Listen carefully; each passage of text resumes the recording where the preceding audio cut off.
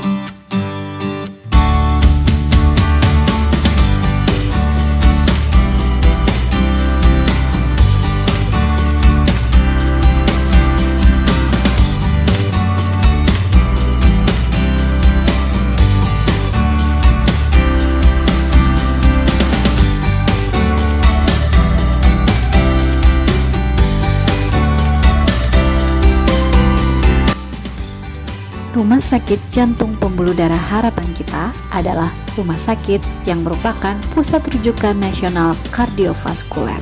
Rumah sakit ini juga menjadi rumah sakit pendidikan yang terbesar di bidang kardiovaskuler di Indonesia. Didirikan di atas tanah seluas 22.389 meter persegi yang beralamat di Jalan S. Parman, Kavling 87, Selipi, Jakarta Barat. Rumah sakit ini diresmikan oleh Yayasan Harapan Kita tanggal 9 November 1985. Rumah Sakit Jantung Pembuluh Darah Harapan Kita memiliki visi menjadi pusat kardiovaskuler berkualitas setara Asia. Untuk mewujudkan visinya, rumah sakit ini memiliki misi menyelenggarakan pelayanan, pendidikan, serta penelitian dan pengembangan kardiovaskuler berkualitas. Kunci dari kesuksesan Rumah Sakit Jantung Pembuluh Darah Harapan Kita adalah seluruh karyawannya memiliki 5 budaya kerja yang merupakan identitas dari Rumah Sakit Jantung Pembuluh Darah Harapan Kita, yakni integrity, competence, accessibility, reliability, dan excellence, yang kemudian kami singkat menjadi ICARE. Selanjutnya, mari kita mengenali jajaran direksi yang telah membawa nama besar Rumah Sakit Jantung Pembuluh Darah Harapan Kita Jakarta. Rumah sakit ini dipimpin oleh seorang direktur utama, yaitu Dr. Iwan Dakota, dan dibantu oleh Dr. Diki Fahri sebagai Direktur Pelayanan Medik, Keperawatan, dan Penunjang, Dr. Basuni Radi sebagai Direktur SDM, Pendidikan, dan Penelitian, Dr. Gigi Maya Marinda sebagai Direktur Perencanaan Organisasi dan Umum, dan Bapak Lele Mahendro Susilo sebagai Direktur Keuangan dan BMN. Selanjutnya, mari kita kenali tentang pelayanan apa saja yang bisa saya lakukan sebagai dokter spesialis penyakit dalam di Rumah Sakit Jantung Pembuluh Darah Harapan Kita Jakarta. Saya melakukan pelayanan konsultasi di rawat jalan, baik di poliklinik reguler maupun poliklinik eksekutif. Saya pun dapat melakukan konsultasi rawat inap, baik pada pasien-pasien yang dirawat di ruang intensive care, intermediate care, average care, dan juga di ruang isolasi. Saya pun dapat melakukan berbagai tindakan medis yang berkaitan tentang bidang penyakit dalam, dan juga saya melakukan berbagai bimbingan dalam proses pengembangan pendidikan kedokteran di bidang penyakit dalam di Rumah Sakit Jantung Pembuluh Darah Harapan Kita. Standar layanan yang harus dicapai adalah saya melakukan penata laksanaan pasien rawat jalan dan rawat inap baik di intensive care, intermediate care, average care, dan isolasi sesuai dengan panduan praktek klinik yang berlaku.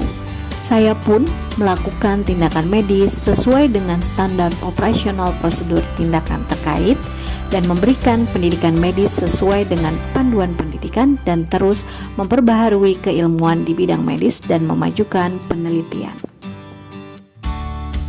Hasil pencapaian tersebut tentunya akan dilaporkan secara objektif dalam form penilaian kerja berupa formulir penilaian kinerja SMF, indeks kinerja individu yang dinilai langsung oleh atasan sebagai kepala SM penunjang kardiovaskuler.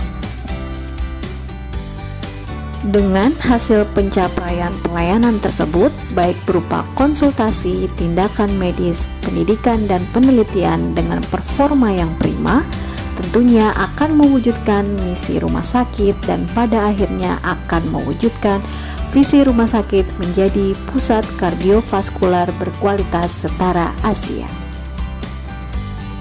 Wujud nyata implementasi Smart ASN di instansi, saya memberikan ilmu dan keterampilan pada peserta didik dokter spesialis, dokter umum, maupun tenaga medis lainnya tentang materi-materi yang berkaitan dengan ilmu penyakit dalam pada pasien perawatan kardiologi.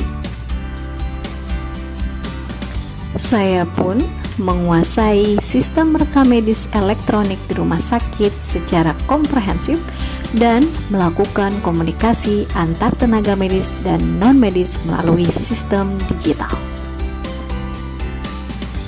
Wujud nyata implementasi Smart ASN lainnya, saya menjalankan etika digital dengan menjaga kerahasiaan medik atau tidak membagikan kerahasiaan medik pada pihak yang tidak berkepentingan. Dan saya juga menjalankan keamanan digital dengan tidak membagikan ID, password, maupun PIN pribadi saya kepada orang lain. Demikian presentasi saya tentang aku, Smart ASN, dan instansiku. Semoga bermanfaat. Wassalamualaikum warahmatullahi wabarakatuh. Sampai jumpa.